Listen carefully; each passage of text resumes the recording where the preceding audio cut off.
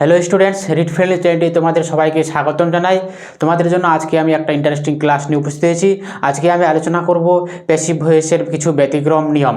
তো আমরা অনেকেই জানি যে প্যাসিভ ভয়েসের কি বাই ব্যবহার করতে হয় প্রিপোজিশন, কিন্তু আজকে আমরা বাইয়ের পরিবর্তে অন্য কিছু প্রিপোজিশন ব্যবহার করব। তো দেখে নেওয়া যাক আমরা প্যাসিভ ভয়েসের ক্ষেত্রে annoy, charm, displays, plays, satisfy, শক, স্টান, সারপ্রাইজ, ভেক্স, টিজ, অ্যাস্টনিশ ইত্যাদি যদি ভার্বগুলি পাই, তো এই ভার্বগুলির ক্ষেত্রে যদি ব্যক্তির দ্বারা বোঝানো হয় তাহলে আমরা বাই না লিখে উইথ লিখব, এবং যদি বস্তুর দ্বারা বা ব্যক্তির আচরণ বা গুণের দ্বারা বোঝানো হয় তাহলে আমরা অবশ্যই কি লিখব, অ্যাট লিখব বাইয়ের পরিবর্তে। তারপরে কভার, ডেকোরেট, অর্নামেন্ট, ফিল ইত্যাদি এই সমস্ত ভার্বের ক্ষেত্রে আমরা বাইয়ের পরিবর্তে উইথ লিখব।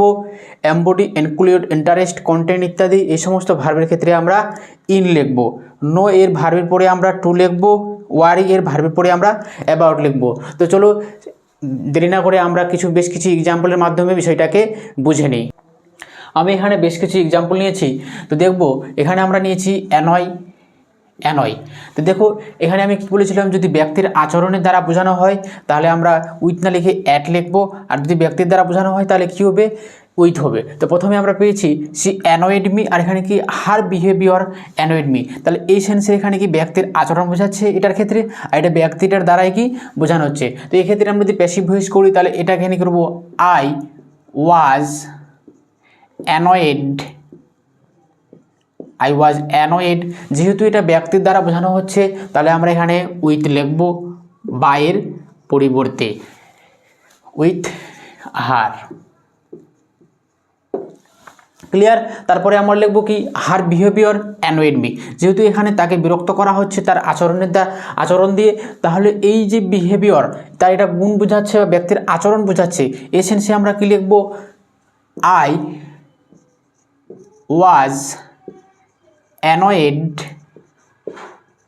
উইথ না লিখে অ্যাট লিখব, অ্যাট হার বিহেভিয়ার। তাহলে আমরা কি পেলাম যে অ্যানয়ের পরিবর্তে আমরা যদি ব্যক্তির আচরণ বা বস্তুর দ্বারা বোঝানো হচ্ছে তাহলে সেক্ষেত্রে আমরা বাই না লিখে অ্যাট লিখব, আর যদি ব্যক্তির দ্বারাই বোঝানো হয় তাহলে লিখব কি বাইয়ের পরিবর্তে উইথ লিখব। আর কয়েকটি এক্সাম্পলের মাধ্যমে দেখি। দেখো আমি লিখেছি কি ফিজিক্স ইন্টারেস্ট মি। তাহলে এই ইন্টারেস্টের পরে আমরা অবশ্যই সবসময় কী লিখব, ইন লিখব। তাহলে কী হবে, আই অ্যাম ইন্টারেস্টেড এখানে আমরা বাই না লিখে লিখব কি ইন লিখব, ইন ফিজিক্স। তারপর আর একটা এক্সাম্পলে দেখি, I know the man, subject নিয়ে আসবো দ্য ম্যান, নো ভার্বের পরিবর্তে আমরা বাই না লিখে লিখব টু মি। তারপর আর একটা এক্সাম্পলে দেখি, ওয়াটার ফিল দ্য বাকেট